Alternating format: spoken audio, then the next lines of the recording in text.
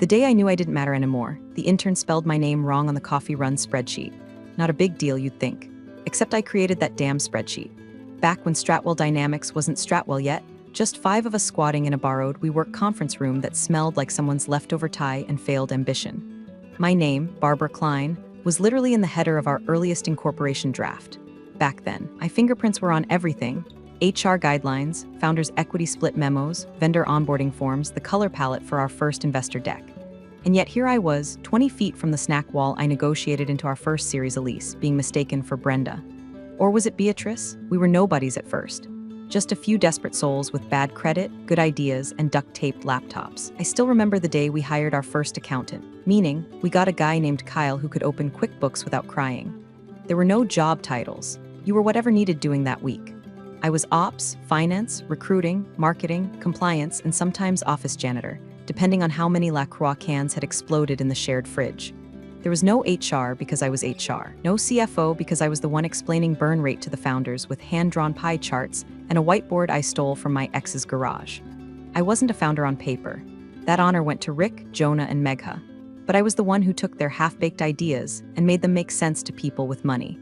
I cleaned up their pitch decks, rewrote their rambling emails to VCs, made sure their vision didn't come off like a cult pamphlet. When the lawyers handed over our first governance charter, they practically begged someone to help simplify it so our founders didn't look like toddlers playing corporation. I rewrote the damn thing in a single night, cross-referencing Delaware corporate code with coffee-stained notes and Slack arguments about board structure. That founder's operational continuity clause, my idea, buried deep in section 12.4b, under the legalese, it was a safety hatch. Parachute for early key personnel, meant to protect people like me from getting shoved aside when the company grew up and got shiny. We called it the ghost clause back then. A nod to how the people who built the place would eventually become invisible. And invisible I became, slowly over time. It wasn't a guillotine. It was death by calendar invite. I stopped getting added to strategy calls. My project budgets started arriving pre-approved. Jonah stopped looping me into board prep meetings. One day, my email signature changed without anyone asking me. Director of Strategic Enablement. What the hell even is that? A glorified yes-woman with a broken voice in meetings where real decisions had already been made. I watched as newer, shinier faces entered with their MBAs and their LinkedIn speak. They talked in acronyms and smiled too much. They knew nothing of the years we spent scraping by. Nights I slept on the office couch because the servers were crashing and no one else knew how to reboot the damn things. They didn't know the company, not the way I did. They knew the brand. The awards, the post-Series C glitz. I knew the skeleton under the skin. The leaky data stack held together with duct tape and promises. The weird legacy vendor relationships we never documented properly. The investor side letters that Rick signed drunk at that ski lodge in Tahoe. It was the memory of the place. And memories don't get seats at the table, they get archived. There was one moment about 6 months ago that should have warned me how far I'd fallen. Rick, one of the original 3, passed me in the hallway and said, "Remind me, are you on Megha's team now or?" I just smiled and nodded. He didn't know where I sat. The man whose expense reports I once filled out during his divorce didn't know where I sat. So I made a decision that night, alone in my apartment with an untouched microwave dinner and a half-dead houseplant for company. I dug through my encrypted archives, pulled out the original charter. Section 12.4b, still there, still valid. I cross-checked it against our most recent internal bylaws, yep, still binding. I clicked open a dusty folder labeled continuity provisions, and there it was, my name, my original addendum. Never rescinded, never overwritten. Just forgot. Just like me, but I hadn't forgotten.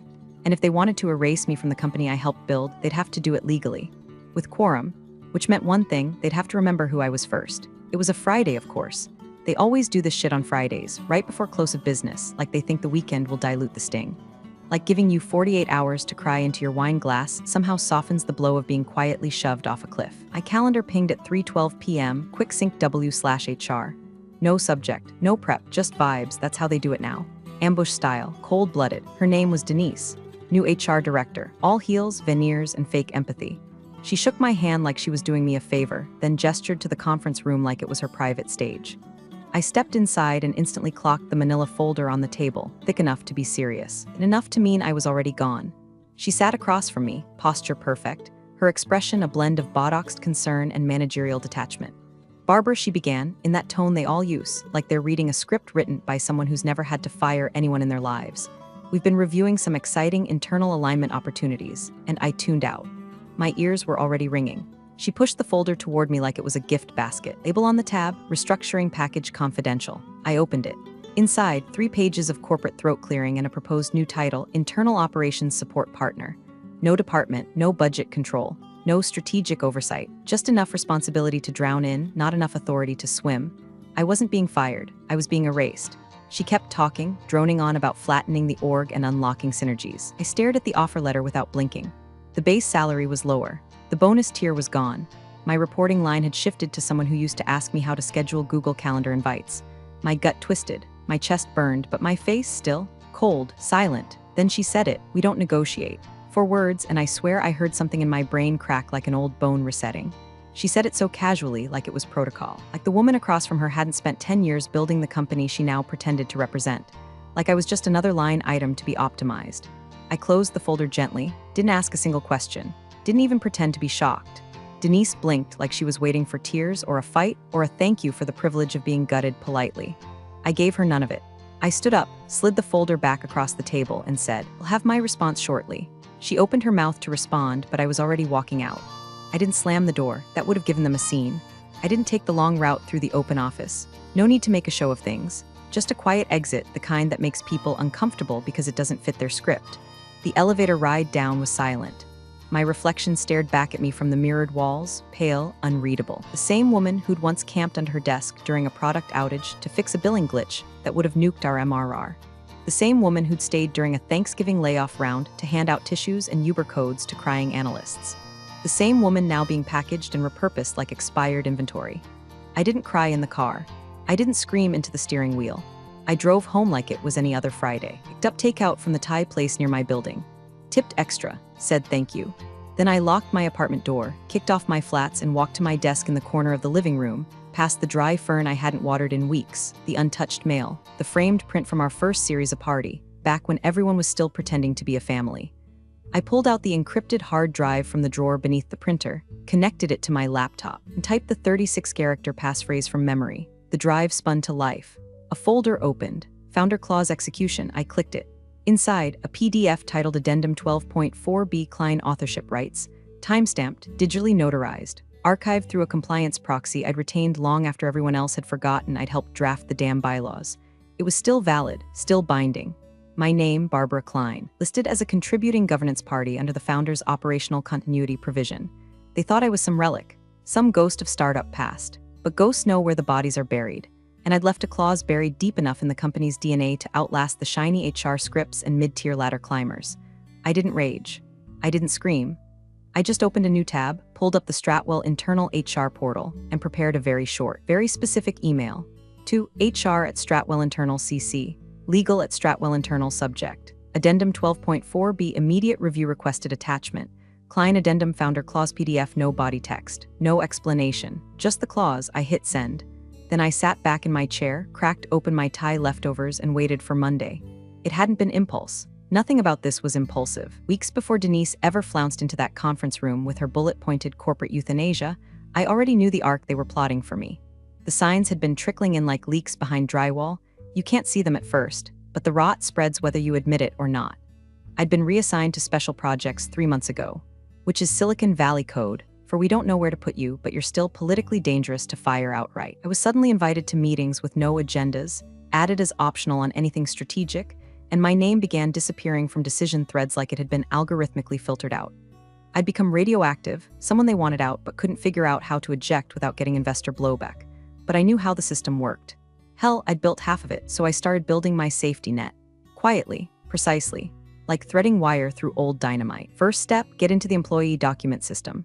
Not the public dashboard they show you with your tax forms and benefits. No, the back-end archive. The one where HR keeps scanned originals, policy change logs, and every signed agreement you've ever touched. Most people don't even know it exists, but I did. I helped choose the vendor, helped write the access policy. I logged in from my personal machine, using an admin key left behind when they offboarded a former VP of Ops. No one had ever revoked the token. I searched my name. There it was, my original employment contract, along with 6 addendums over the years. Performance-based comp changes, role transitions, non-disclosures. And then I saw it, Addendum 12.4b, the founder's operational continuity clause. Still attached, still bearing my initials, but outdated, too quiet. So I made a new one. I opened a clean doc, copy-pasted the clause text in full, added a signature line, and beneath it wrote, reaffirmed and extended per governance continuity standards as permitted under Clause 12.4b of the Stratwell Governance Charter. Signatory, Barbara Klein, Foundational Governance Contributor. Then I dated it, 3 weeks back. The day after my restructuring meeting with Jonah, when he told me I was so valuable, moving you out of the critical path to free you up. That's founder speak for get out of the way. I exported the doc as a secured PDF. Then I called Claudia. Claudia Ramirez had been in compliance before we ever had a legal team. She and I once spent 72 straight hours in a windowless room writing our first vendor risk matrix during a heat wave, subsisting on beef jerky and cold brew. She left Stratwell 2 years ago for some fintech unicorn, but we stayed in touch. She owed me. I never called in the favor until now. She picked up on the second ring. Barb, she said, cautious, everything okay, need a timestamp and a legal chain of custody archive. She paused, you're activating it? Yeah, silence, then just send it. I emailed her the document. Within 20 minutes I had a returned file, digitally notarized through a proxy compliance firm in Nevada. Timestamped, blockchained, legally sound, official. From there, it was simple. I logged back into the internal system and uploaded the file to my HR record. Not to the standard employee profile, no, I buried it in the legacy archive folder labeled Foundational Documents Personnel Attachments. It would ping compliance bots, but not HR's Surface dashboards, not unless someone looked intentionally. And then I waited. Until Friday, 4:47 p.m., 13 minutes before the end of the official business day. Just enough time to land a grenade and walk away before anyone knew what hit them. I drafted the email. No fluff, no panic, just documentation. Who? HR at Stratwell Internal CC. Legal at Stratwell Internal Subject. Personnel change Klein attachment. Klein Founder Clause Addendum PDF body text. Please review the attached documentation before finalizing any structural reassignment or role alteration as it pertains to my position. This clause is binding under current governance policy and remains in effect. Klein, I hovered over the send button for exactly 3 seconds, long enough to feel the weight of it. Of every birthday I worked through, every founder tantrum I diffused, every ignored suggestion, every time someone asked me to take notes in a meeting I used to run. Then I clicked it. Sent. No fireworks, no pop-ups. Just a single outbound email vanishing into the server like a whisper into a canyon.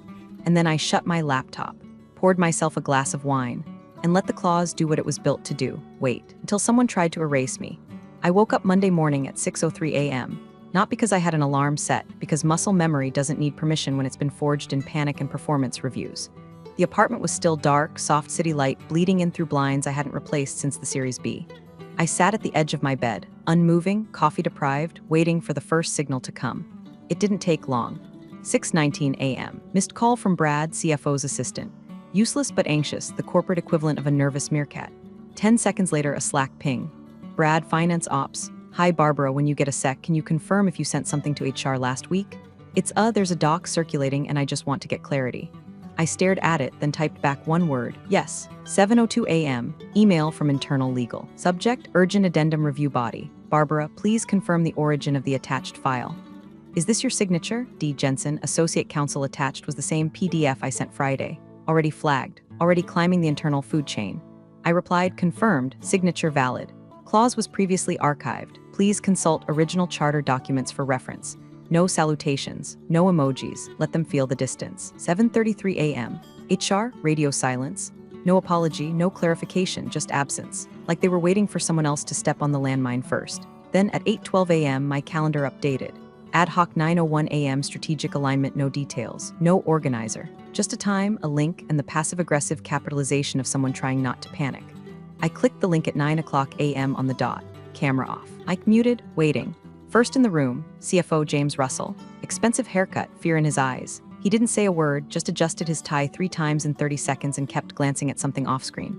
Probably legal. Probably HR in a silent huddle somewhere, trying to scrub my name off a whiteboard. Next came legal, 2 associates, one junior, one visibly sweating through his collar. They both nodded like I wasn't there, like the screen wasn't already showing my name in the corner. And then, at 9:01 a.m. exactly, the third tile appeared. A plain background, no virtual blur, just a man's face, older, tanned eyes that didn't blink often. His name popped into view, Martin B., lead capital partner. Silence. Russell cleared his throat. Martin, thank you for joining. We were hoping to, provide some context. Martin raised a hand. Just one, flat and final. Russell shut up like someone pulled his plug. Then Martin said, read her addendum. Russell blinked. Of course, just let me pull it up. I've already read it, Martin said, voice steady like a surgeon's. I want you to read it. Out loud. There was a long pause. And I watched, mic still muted, camera off, as the man who once called me Barb from Ops like I was a mascot now fumbled through his inbox like a freshman who forgot his homework. He opened the file. I heard a shaky breath. Russell began reading. Pursuant to Clause 12.4b of the Stratwell Governance Charter, I, Barbara Klein, foundational contributor and designated governance advisor during pre-funding incorporation, do hereby reaffirm my status as a protected governance party. Any material reassignment, demotion, or termination of this role shall require full investor quorum approval. As stipulated, he trailed off. Words clanged like bells in an empty church. Martin tilted his head slightly. Is her name listed on the original addendum? Russell swallowed. It appears so, yes. Was it ever rescinded? Not to my knowledge. Did you approve her reassignment with full quorum consent from Lead Capital? Russell didn't answer. James, Martin repeated, a faint edge now in his voice. Did you or did you not obtain quorum sign-off from Lead Capital before executing this change? Russell looked off-screen again. Probably to Denise. Probably to legal. They offered him nothing but blank silence. I don't believe we did, he admitted, barely above a whisper.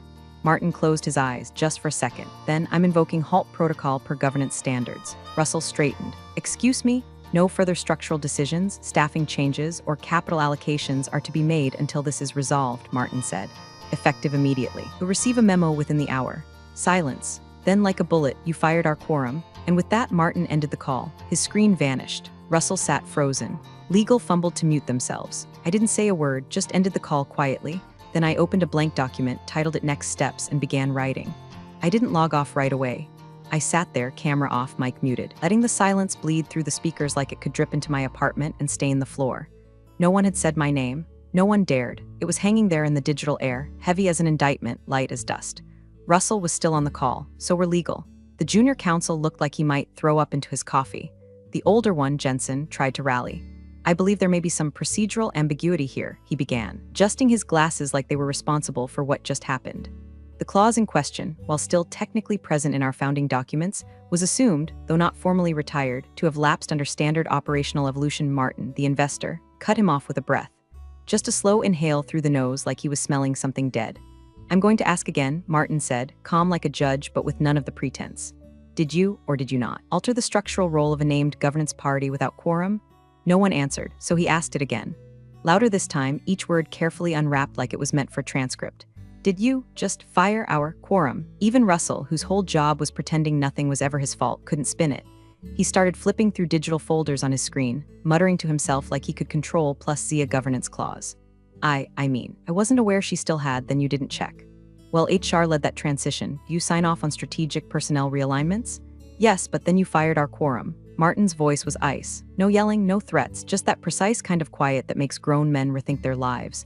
You could hear keys clacking as someone tried to look busy. A throat cleared. The sound of a digital panic spiral. Martin continued. Barbara Klein was listed as a governance party in the original addendum. She was also one of two authors of the operational continuity clause. This was not symbolic. This was enforceable. And it is enforceable. Unless you have formal documentation of a rescission or role sunset acknowledged by quorum, she remains protected. And by removing her from a strategic seat, you triggered a compliance failure. Jensen spoke up again. To be clear, this could be interpreted as a structural ambiguity if it's not ambiguous, Martin snapped. A pause, then quiet and lethal. You don't accidentally fire quorum. Russell sat back, pale now. I could almost see the spreadsheet unraveling in his head. Bonus projections, timeline assumptions, hiring freeze contingencies. It was all unwinding now, like a cheap sweater someone tugged too hard. I'm issuing a formal pause on all board-level approvals, Martin said. No hiring, no terminations, no financial disbursements over $5,000, no product pivots, no reorgs, nothing moves until this is resolved. Jensen tried one more time. Would it be possible to request a discretionary window of no, Martin said. You played games with structure. Now structure plays games with you. He turned slightly, as if speaking to someone off camera, then looked directly into the lens one last time. I'll expect documentation of every leadership change made post-Series B on my desk by tomorrow morning. And I want a compliance team review of HR protocols. If we find any more violations hiding under buzzwords, I'm pulling funding. He didn't end the call with a goodbye, he just vanished. His square blinked out, one less tile in the corporate mosaic. Legal bailed next, then Brad, then a stunned silence. The call was still open. The room had collapsed. Russell stared blankly into the screen like it might give him answers. I ended the call. Still no words from me, not yet. I didn't gloat. I didn't pour a drink. I didn't call Claudia or text the one other exec who still spoke to me like I wasn't office wallpaper. Instead, I opened the Stratwell internal Slack. Scrolled to the general channel. Scrolled further. Backdated posts, status updates, fake Shiri Friday gifs. And then I saw it. 1 week ago, congrats to Barbara Klein on her new role as Strategic Ops Support, Party Popper 4 likes. One was from Denise, one from Russell. I stared at it for a moment. Then I took a screenshot. Saved it to a new folder titled Discovery Phase because the fight wasn't over. It hadn't even started. By 9:37 a.m., my inbox was melting. It started with a single invite from a board admin I hadn't heard from in over a year. Subject: Governance Review Touchpoint Urgent. Then another pinged in, this one from the product lead's chief of staff, followed by one from finance titled Only Flagged Items Compliance. By 9:42, I had 7 invites, a dozen Slack DMs, and 2 meeting requests marked private from people who used to pretend not to see me in the elevator. The strategic pause, though, that was the first domino they couldn't hide. At 10:12 a.m., the dev team's public roadmap calendar turned gray. Q4 launch delayed, no explanation, just a silent, sudden vacuum where a product milestone used to be. Marketing tried to backpedal with a refinement sprint announcement, but no one bought it. Word travels fast in offices built on surveillance and Slack threads. The panic wasn't loud. It was sterile, professional, and deeply, deliciously visible. Then came the real sign. 10:46 a.m. My company card was declined. I'd ordered my usual from the corner cafe, cold brew, no syrup, double shot. The barista scanned the card like she always did. Then she looked up, pity flickering behind her nose ring. Says it's frozen, she said softly. I smiled, pulled out my personal Visa, and paid cash. I didn't bother emailing finance. I knew what was happening. Company wasn't just freezing me out, it was freezing everything. If you pause one governance party's authority, you have to pause all strategic channels until legal untangles the mess. That includes expenditures. That includes P&L reports. That includes little Barbara Klein buying her $5.25 morning caffeine on the company's dime. By the time I got back to my apartment, the Slack channels had transformed. Gone were the performative gifs and backpatting threads. In their place, the digital equivalent of people ducking under desks during an earthquake. The Hash People Ops channel went silent. The normally overactive Hash Strategy channel posted a vague hold tight message from Russell followed by 5 straight hours of nothing. It was like watching a city go dark one block at a time. And then came the text. From Rick. The Rick, founder Rick. Original vest-wearing, burrito-loving, VC-hustling Rick who once called me the heart of the ops team during a tequila-fueled all-hands. Rick 10:59 a.m., you triggered the clause? Damn, that was all he wrote, no apology, no context, just 2 words and a whole history packed into them. I didn't reply. I stared at the message, thumb hovering over the screen. I wanted to say something. Remind him of the night we wrote the first vendor risk protocol on the back of pizza boxes, or the time I drove 4 hours to hand-deliver a term sheet he forgot at home before a series of pitch, or the endless times I stood between him and a bad decision. But instead, I archived the message. Then I opened my laptop, refreshed my email, and saw something that made me pause, a calendar request from Megha, the other founder. She hadn't contacted me in over a year. Not even a birthday Slack or a tag in those saccharine women of Stratwell, hosts during International Women's Month. Her invite subject line was blank, but the location field read, private Zoom just us. Scheduled for noon, I accepted. No message, no emoji, just clicked yes. Then I did what no one at Stratwell was doing that morning. I got dressed like it was war. Black blazer, hair pulled back, no lipstick. Just foundation, clear eyes, and the ghost of someone who once believed they mattered. I made a fresh cup of coffee. On my dime. Then I sat at my desk, opened a clean legal pad, and wrote 2 words across the top in block letters. Damage inventory, because now that the clause had detonated, they were going to come crawling. And I needed to know exactly how much they owed me.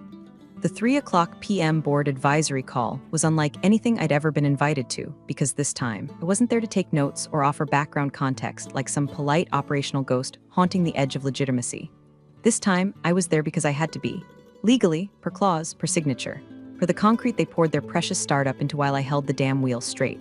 The Zoom invite came directly from the investor's office, marked governance parties, only clause 12.4 advisory review. Not a single Stratwell exec on the organizer list. Just me, Martin from Lead Capital, an external compliance rep named Carla, and 2 board members who didn't even try to hide their confusion when they saw my name on the tile. Barbara Klein, one of them muttered as he joined, brow crinkling like he'd stumbled into a time machine. Martin was already there, of course. He didn't do small talk, just launched right in. We'll be auditing all role changes enacted since the Series B round, he said, nodding to Carla, effective immediately. Carla, your team will coordinate directly with Stratwell's legal and HR teams. We'll want full documentation on reporting line alterations, promotions, terminations, and salary band modifications. If you find gaps, you escalate. One of the board members finally spoke up. Is that necessary? I mean, this clause issue, Barbara's situation, might be isolated, no? Martin didn't even blink. you fired quorum. Nothing is isolated. If one clause was ignored, others could have been as well. Until proven otherwise, we assume systemic failure. The second board member adjusted his mic nervously. And Barbara's status? Martin leaned forward just slightly. Protected, elevated, operationally critical. You'll treat her accordingly until this matter is fully resolved. My camera stayed off, but I smiled. I'd waited 10 years to hear someone say that out loud. Then the floodgates opened. Slack screenshots started leaking. First, from an internal compliance channel, someone had dumped a thread where legal debated whether anyone even checks the founder's addendum anymore.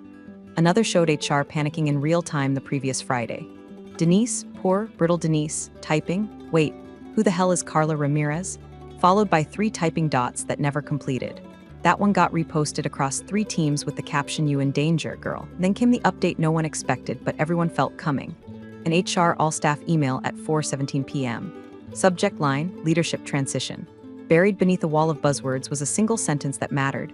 Effective immediately, Denise Holland will be stepping down from her role as head of people operations to pursue new opportunities. Translation, she ran out of places to hide.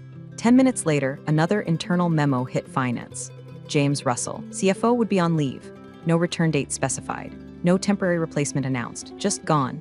The man who once told me to my face, "Ops doesn't build equity," Barb, had been iced without ceremony. No farewell Zoom, no Slack confetti. Just a disappearance like a bad line of code quietly deleted. I didn't gloat, not really. Okay, maybe a little, because here's the truth. I didn't want their jobs. I wanted their accountability. I wanted the spreadsheet of sins they'd racked up while patting themselves on the back for having quarterly wellness Wednesdays. I wanted the receipts, and the receipts were coming. Carla messaged me directly after the call. Carla R., compliance lead, pulling all the old role transition logs. Your archive formatting made this easy. Also, who backdated your addendum timestamp? Smart as hell. I typed back, favor owed. Long story, you'll like it. Replied with a single line, they really underestimated you, huh? I sat there staring at that message. They all did, but not anymore. Now the board had to look me in the face. Now compliance had to put me on their project plans. Now the same people who once sent interns to loop Barbara in if she's still around were watching as I rewrote the recovery roadmap. One clause, one audit, one missing signature at a time. I wasn't angry anymore. I was necessary, and I wasn't going anywhere. The email came in at 6:07 a.m. Tuesday morning. Not from HR, they'd learned their lesson, but from a new executive liaison looped directly under the board. Subject line, reinstatement and elevation proposal confidential. They'd even used my full name, Barbara Lynn Klein. Probably to sound respectful, maybe to make it official. Body was thick with language I used to write for other people. We recognize your foundational contributions. It is our intent to restore alignment. We hope this reflects your value to the organization. And there it was, buried halfway down like a sugared bribe. We would be honored to offer you reinstatement at your prior level of authority, plus elevation to SVP, with commensurate compensation and bonus eligibility. I reread it 3 times, and I hit reply. Appreciate the gesture. I'm not interested in a promotion. I am, however, interested in reform. And then I sent the proposal, not a PowerPoint, not a PDF. A plain text doc, bare bones, no flourish. Title, Governance Integrity Initiative. 2 pages long. It outlined 3 goals. 1. Formal review of all personnel governance documentation going back to Series A. 2. Establishment of a permanent governance reform committee composed of non-executive employees and external compliance advisors.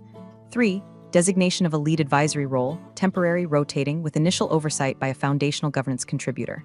I didn't name myself explicitly. I didn't have to. I attached the original clause. I hit send. By 8:24 a.m. I had a reply, not from the board, not from the liaison, from Martin, approved. Draft your team, start this week. It was that simple. No welcome back parade, no performance bonus, just authority, raw and uncloaked. And that's when the real unraveling began. Because once you open the door to truth, it tends to flood the house. By Wednesday afternoon, Stratwell's internal org chart began quietly updating.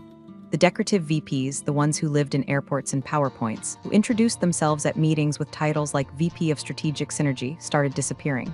Not with press releases or all-hands shout-outs, just quiet departures, meetings canceled, calendars emptied, email addresses that suddenly bounced. One by one, the LinkedIn updates trickled in, excited to announce I'm starting a new chapter, translation. They'd been cut loose before the tide turned fully against them. In their place, actual operators, people who knew what the company did, not just what it wanted to sound like. I handpicked some. Others rose up naturally once the dead weight cleared out, and HR replaced entirely. The new interim head, a former compliance officer with a background in ethics law. First internal Slack she posted wasn't a meme or a mental health quote. It was a link to the whistleblower protection policy. Pinned. By Friday, the reform committee was real, official, funded. And I was sitting in my apartment, same desk, same half-dead fern in the corner, reading through applications from junior analysts who'd never dared speak up before.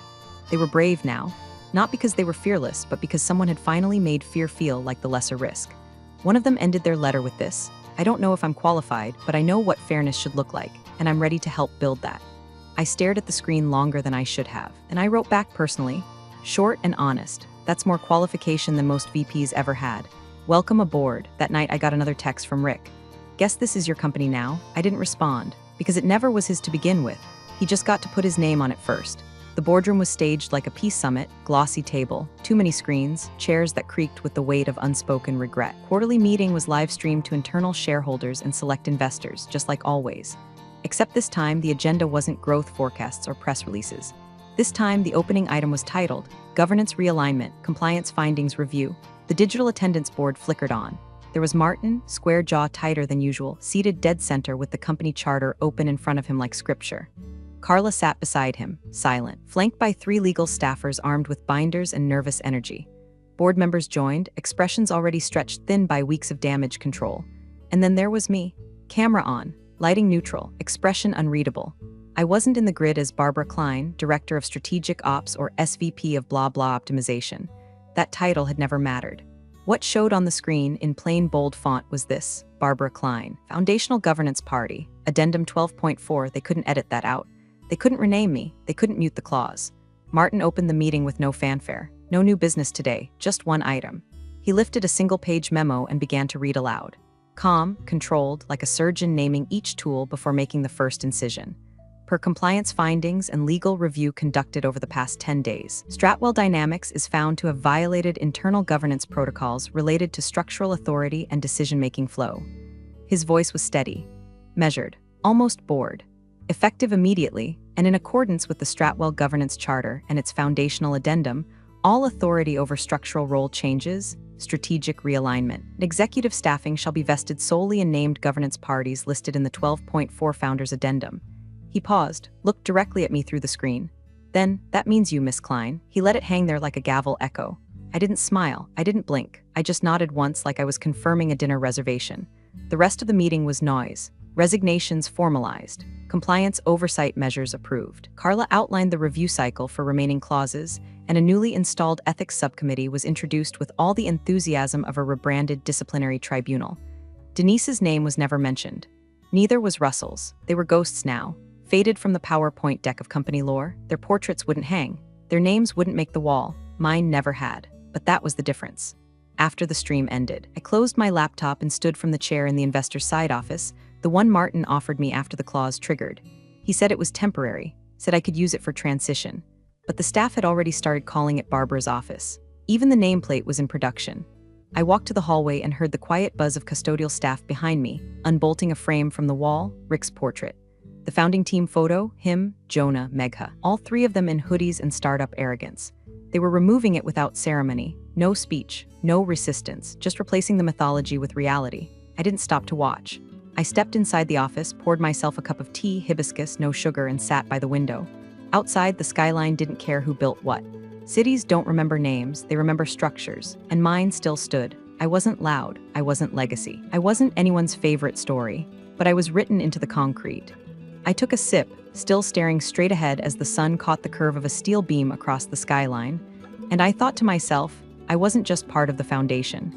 I was the steel they poured into the concrete. Big thanks for watching, you sneaky seniors. Subscribe to keep the coffee pot brewing revenge. Your ex-colleagues won't know what hit 'em.